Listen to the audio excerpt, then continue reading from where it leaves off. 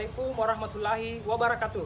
Perkenalkan, nama saya Darwis, mahasiswa PPG dalam jabatan kategori 2 tahun 2022. Program studi bimbingan dan konseling LPTK Universitas Negeri Makassar. Berikut ini adalah video praktek saya. Mari kita simak bersama-sama. Assalamualaikum warahmatullahi wabarakatuh. Waalaikumsalam warahmatullahi wabarakatuh. Selamat pagi. Pagi. Bagaimana kabar kalian? Alhamdulillah baik. Sudah sarapan semua? Sudah. Alhamdulillah sudah ya. Jadi kita akan melaksanakan kegiatan bimbingan kelompok.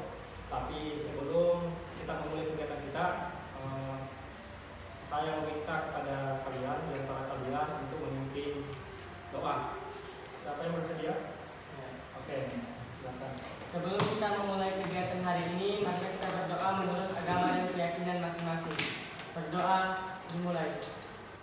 Selesai. Terima kasih. Mudah-mudahan setelah doa tadi kegiatan kita bisa berjalan dengan lancar dan mendapat berkah dan diridhoi oleh Allah Subhanahu wa taala.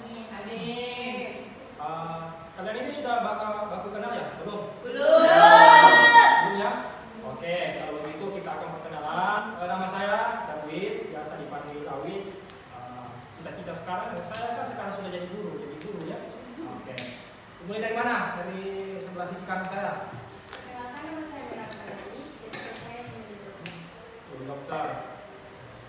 Perkenalkan nama saya Dimas Abdiransyah, sebagai pengguna spesialisasi menjadi PPK. Apotek ya. Jadi kalian ini sudah perkenalan. Selanjutnya saya akan menjelaskan apa sih tujuan dari bimbingan kelompok ini dan apa manfaatnya. Sebelumnya kalian ini pernah mengikuti bimbingan kelompok? Belum ya. Jadi bimbingan kelompok ini adalah merupakan salah satu jenis layanan bimbingan dan konseling yang diselenggarakan dalam bentuk atau dalam suasana kelompok. Tujuan yang ingin kita capai yaitu adalah agar kalian mampu memahami makna dan faktor-faktor yang mempengaruhi motivasi belajar. Jadi apa penyebab atau faktor-faktor yang mempengaruhi motivasi belajar. Kemudian kalian juga nanti dapat mengidentifikasi dan menganalisis faktor penyebab rendahnya motivasi belajar Anda. Jadi saja kalian tegang-tegang semua. Saya ada permainan atau games breaking ya. Kata kuncinya adalah ikuti apa yang saya bilang. Jadi ini menguji konsentrasi saja ya. Ada 4 bebek berenang di sungai. Ada 4 bebek berenang di sungai. Kemudian ditembak satu. Nah, bisa berapa bebek? Bisa berapa bebek? Berapa? Kata kuncinya apa tadi? Ikuti apa yang saya bilang. Jadi seharusnya apa? Ikuti saja. Nah, bukan saya suruh untuk menghitung. Jangan. Bukan saya suruh untuk menghitung. Kan ada semua.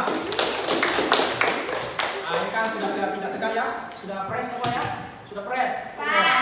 Jadi insya Allah dalam kegiatan bimbingan kelompok ini ada beberapa langkah-langkah. Yang pertama tadi adalah tahap pembentukan, tahap awal, yaitu sudah kita lalui tadi ada berdoa, salam, perkenalan. Kemudian selanjutnya ada tahap peralihan. Kemudian yang ketiga tahap inti. Nah, tahap inti yang paling penting. Nanti saya memberikan materi melalui video, kemudian Anda menyimak. Setelah itu kita berdiskusi, kemudian ada juga diskusi kelompok, kemudian Anda mempresentasikan. Dan selanjutnya terakhir tahap penutup. Kemudian di bimbingan kelompok juga ini ada beberapa asas.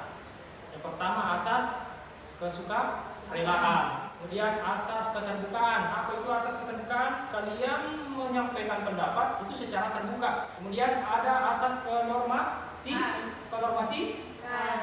Kemudian terakhir asas kerahasiaan. Kemudian di bimbingan kelompok juga ini ada 2 teknik yang kita pakai. Karena di pertemuan pertama ini kita akan menggunakan teknik diskusi. Kemudian di pertemuan kedua nanti kita menggunakan teknik modeling simbolik. Pada pertemuan ini kita akan menggunakan waktu kurang lebih 2 kali 40 menit ya. Sepakat? Oke, sepakat. Sudah siap kita mengikuti agenda selanjutnya? Oke. Dalam penyampaian pendapat nanti itu jangan saling mendahului artinya jangan saling borong ya. Jangan saling borong artinya kalau misalkan ini juga berpendapat, ini berpendapat, siapa yang mau didengar? Ya. Jadi kalau mau berpendapat, saya Pak angkat tangan. Nah. Kita masuk di tahap inti ya. Saya akan bentuk 2 kelompok. Ini ya kelompok 1 ya. Ini kelompok 2. Kita akan mengerjakan tugas tentang studi kasus ya. Kemudian saya akan menyampaikan materi dalam bentuk video. Kalian menyimak, catat yang bisa dicatat. Kemudian nanti kita berdiskusi ya. Bisa? Kita akan membahas tentang cara meningkatkan motivasi belajar tersebut. Yang kedua yaitu ayo kita membuat jadwal belajar. Maksudnya bukan jadwal belajar dari sekolah loh ya, tetapi jadwal belajar kita sendiri. Misalnya habis subuh sobat mau belajar setengah jam, atau setiap malam jam 8 sobat menyempatkan waktu untuk belajar setengah jam. Sudah saya akan materinya. Menurut kalian motivasi itu apa? Kalau menurut kalian apa? Motivasi adalah suatu energi yang dapat mendorong kita untuk melakukan aktivitas. Itu adalah satu energi untuk melakukan aktivitas. Masih ada yang mau berpendapat? Oke. Dorongan dari suatu lingkungan, entah itu dari dalam diri ataupun dari luar. Dari luar ya, bisa jadi motivasi itu dorongan yang berasal dari diri maupun bisa jadi juga dari luar. Apa masalahnya? Pengalamannya? Pengalamannya biasa ingin keluar ke toilet atau ke kantin. Kantin. Keluar ke kantinnya sampai beberapa menit, sampai setengah jam, 15 menit. Iya, terlalu lama. Iya. Kalau Naswa, Dimas? Tidak mendengarkan guru saat menjelaskan karena asik tercerita. Cerita. Wah, ini asik menggosip ini ya. Siapa yang digosip ini? Kalian kan sudah mengungkapkan pengalamannya ketika belajar di sekolah. Menurut kalian itu baik atau tidak? Tidak. Kalau baik, mau dirubah atau tidak? Dirubah. Mau dirubah. Nah, kira-kira menurut kalian bagaimana cara meningkatkan motivasi belajar berdasarkan pengalaman Anda yang diceritakan tadi? Bagaimana cara meningkatkan belajarnya? Percaya diri. Apalagi membangun kepercayaan diri. Yang tadinya kan mengatakan bahwa tidak kerja tugas, mungkin saja karena tidak percaya diri, ya. Apalagi Menuliskan target impian dan cita-cita. harus ada impiannya, harus ada tujuan, harus ada cita. Bagaimana cara Pak kalau mau berusaha kalau tidak ada tujuan kita, ya? Misalkan. Nah, sekarang kita mau diskusi kelompok ini. Ya, kita mau diskusi kelompok. Saya bagikan LKPD, ya. Jadi ada sebuah kasus, ada kasus masing-masing ya. Ada sebuah kasus kalian nanti menyimpulkan apa sih yang kurang sama siswa tersebut, kemudian mengapa dan apa yang seharusnya dilakukan.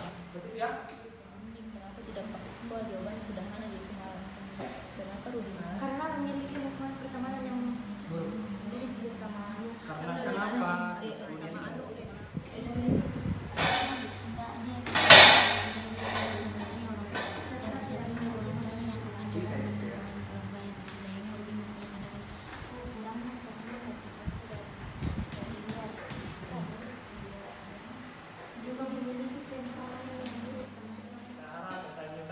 Masing-masing perwakilan kelompok untuk kemudian membacakan hasil diskusi kelompoknya.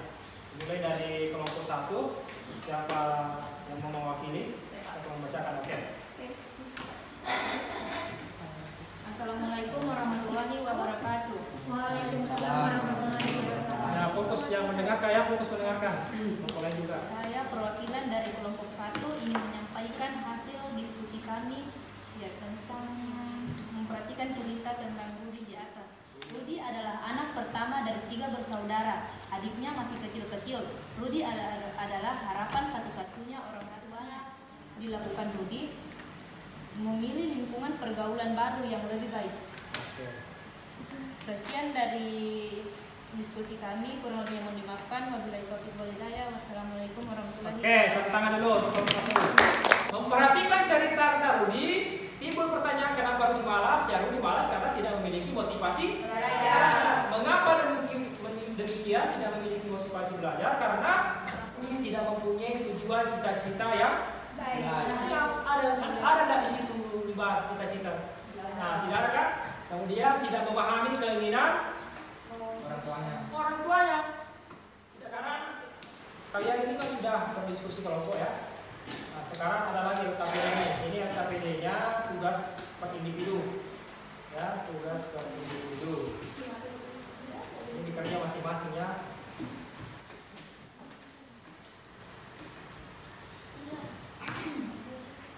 Sisa 2 menit.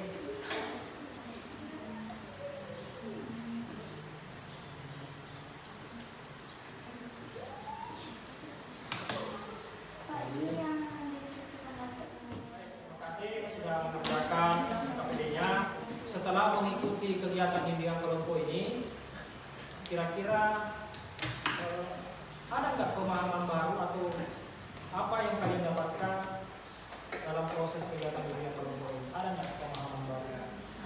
Apa seperti apa itu? Mengetahui dengan baik tujuan belajar. Mengetahui cara untuk meningkatkan motivasi belajar. Mengetahui cara meningkatkan motivasi belajar. Sudah? Nah, menurut kalian bagaimana sih perasaan Anda setelah mengikuti kegiatan bimbingan kelompok ini? Bagaimana perasaan kamu? Kalian? Kalau 5 senang, menjadi lebih tenang Aswa. Ada setelah ini tindakan apa sih yang kalian mau lakukan setelah proses kegiatan bimbingan kelompok ini? Merubah motivasi belajar menjadi lebih baik. Merubah motivasi belajar menjadi lebih baik dari motivasi dirinya menjadi motivasi lebih baik. Apalagi? Apa? Menuliskan target. Membuat jadwal belajar. Waktu belajar, diatur waktu belajarnya. Kegiatan bimbingan kelompok ini akan berakhir. Jadi saya memberikan penguatan kesimpulan bahwa motivasi belajar sebenarnya adalah bagaimana Anda sekalian terdorong atau menyadari dengan sepenuh hati bagaimana meningkatkan motivasi belajarnya dengan menjauhi apa-apa yang kemudian dianggap tidak baik ya. Jadi motivasi belajar itu tadi ada 2, yaitu jadi motivasi internal dan eksternal. Internal itu adalah dalam diri kita, bagaimana bisa menyepakati diri, menyadari kesadaran, berkomitmen tinggi untuk belajar bersungguh-sungguh. Kalau dari luar itu tadi karena ada sesuatu misalkan dijanji sama orang tuanya, atau bisa jadi karena ada pacarnya mungkin yang menyemangati selalu setiap hari, ya semangat juga ya. Itu faktor dari luar. Bisa jadi kita ini akan mengadakan pertemuan selanjutnya, pertemuan kedua ya. Memang ini ada 2 pertemuan. Nah, kira-kira kapan kesediaan kalian untuk pertemuan kedua? Senin kapan? Minggu depan. Ini kan semua hari Senin jam 9 ya, jam 9 pagi. Pagi di ruangan ini kembali ya, setelah pagi di ruangan ini. Nah, saya mengucapkan terima kasih kepada Anda sekalian sudah berpartisipasi dan sudah bersedia mengikuti kegiatan bimbingan kelompok ini dengan baik, dengan penuh semangat, antusias ya.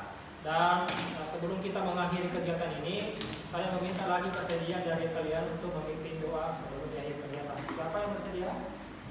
Oke, silakan. Sebelum kita pulang, marilah kita bersama-sama membaca doa menurut keyakinan kita masing-masing. Doa dimulai. Doa selesai. Oke, terima kasih. Saya akhiri. Assalamualaikum warahmatullahi wabarakatuh. Jaga kesehatan selalu ya.